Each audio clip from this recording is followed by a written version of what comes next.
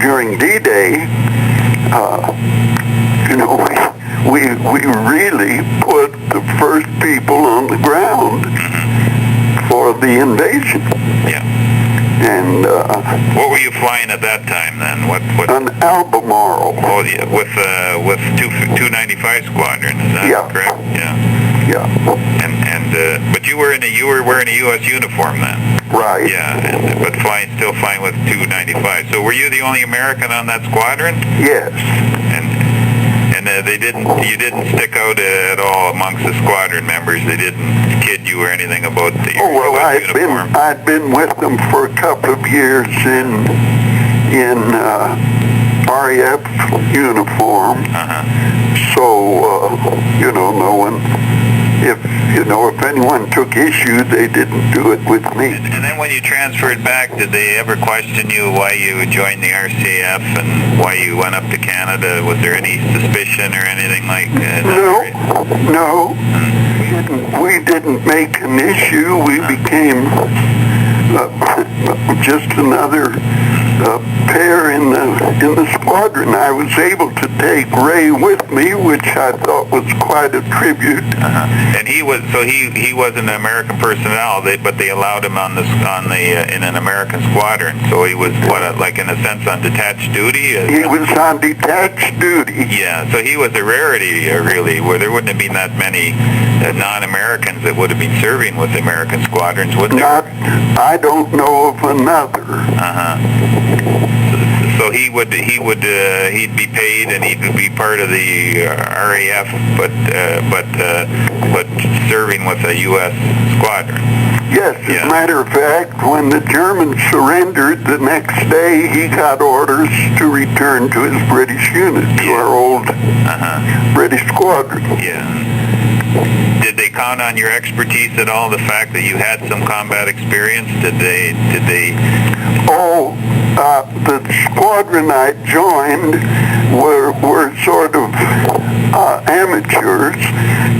They were young fellows who had trained as night fighters, and then they gave them this other service to do, and they had no real night experience without lights, no blackout experience, and so on.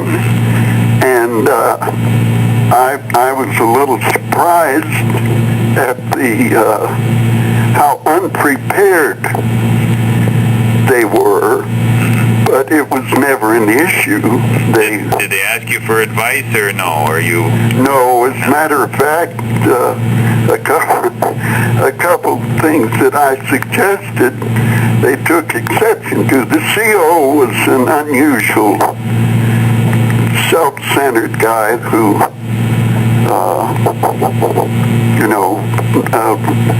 wasn't interested in what anyone had to say.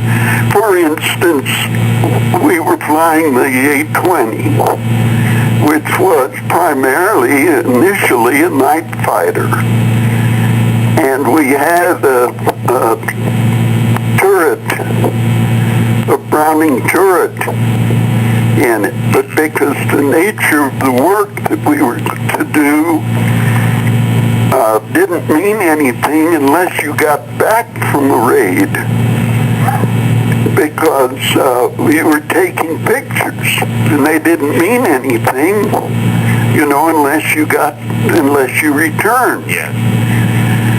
Well, he decided that it would be a mistake to leave those turrets on, because you perhaps create overt action which would prevent your getting home. And I did. I made the mistake of arguing with him and told him that even if you never shot down an enemy aircraft, just that twin stream of tracer was enough to discourage, a more aggressive attack. And of course, because we didn't have any toward any defense. We lost a number of aircraft that I don't feel we needed to lose. And how did you find on operations? Was there any, with the Nazis, being that you were a Jewish fella in the Air Force, was there ever any concern if you were shot down, they might treat you a little differently than the other fellas, or no? Oh, we heard stories. I can't recount any actual incidents, but I would have expected it. In fact, if they had let me, I'd have put Jew Boy on the side of my aircraft. Yeah. The German population, you know, I knew hated Jews. There were banners strung, and what pictures we'd get at any gathering would say the Jews were verboten. They hated Jews, and I hated the Germans, not because in retaliation, but because I just felt that they were wrong. That I went to a military school when I was a boy, and my roommate and I went to the lake and rolled a log over to try to find some worms, and there were a lot of snakes. There must have been a half a dozen snakes. And my roommate took a limb of a tree, and he was beating snakes and saying, "Boy, a beautiful day for killing snakes." And I had an opportunity, after I joined the American Squadron one time, we were doing daylight TACAR work, and I got a battalion of German soldiers in an enclosure at a railroad station and made about 3 passes. I don't know how many I killed, but I know that, and I have been just absolutely ashamed of it, the elation that I felt, and I remembered what a beautiful day for killing snakes. I don't feel bad about killing Germans because that's what I was there for. Yeah. But to have enjoyed it so much was almost inhuman. Did you ever get any recognition by the Canadian government or the British for your efforts? Not really. No.